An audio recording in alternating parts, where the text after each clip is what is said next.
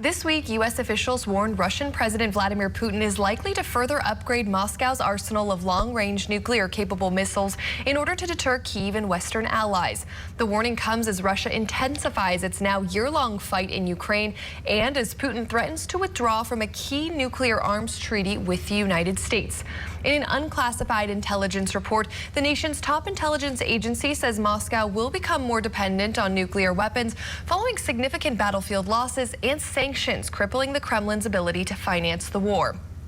Joining us now to talk more about this is Seth Grae. Seth is on the board of the Nuclear Energy Institute and a member of the Civil Nuclear Trade Advisory Committee to the U.S. Secretary of Commerce. He's also the president and CEO of Lightbridge Corporation. Thank you so much for joining us. We wanted to start by asking you about Vladimir Putin, who suspended Moscow's participation in the new START treaty, but he did not fully withdraw from the treaty, saying the decision could be reversed. Talk about the significance of Russia suspending its cooperation with the Biden administration in this nuclear arms treaty. I think it's significant because it's the last remaining arms control treaty between the United States and Russia. And cooperation on these treaties often serves as a vehicle for cooperation between the two countries and communication, even when in other areas they're not cooperating. He said he'll cooperate with the limits on nuclear weapons under the treaty, but won't allow for the U.S. inspectors to come, which are called for under the treaty. And as Ronald Reagan said, trust but verify. So we lose some of our verification abilities with what Putin's doing. And this week, the Pentagon expressed concern that Russia is supplying uranium for Chinese reactors, producing plutonium for warheads as part of Beijing's large-scale nuclear buildup. There's a concern these two militant powers could soon have a combined nuclear arsenal twice the size of America's. How concerning is this, and what should the U.S. do to avoid this from escalating into a danger for us? Well, I think it is very dangerous.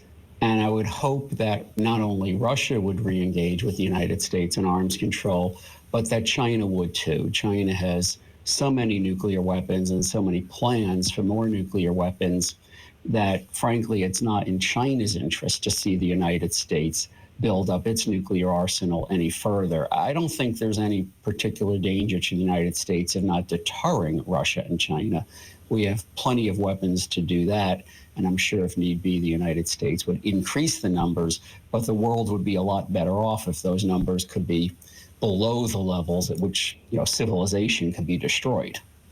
Yeah, of course. And in terms of his own nuclear ambitions, what does Vladimir Putin do next to bolster Russia's status as a nuclear superpower? What are we expecting from him, in the coming months? And do you think we can expect more nuclear flexing on the part of Moscow?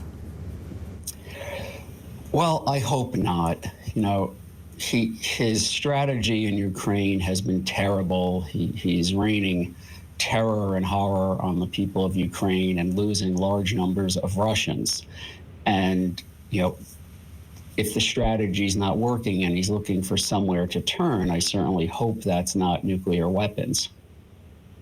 Yeah, it's definitely getting a lot of people a little concerned as we keep seeing these, steps being taken by him to step away from, treaties and negotiations with the United States. Seth Grae, thank you so much for your time and expertise this evening. We appreciate it. Thank you.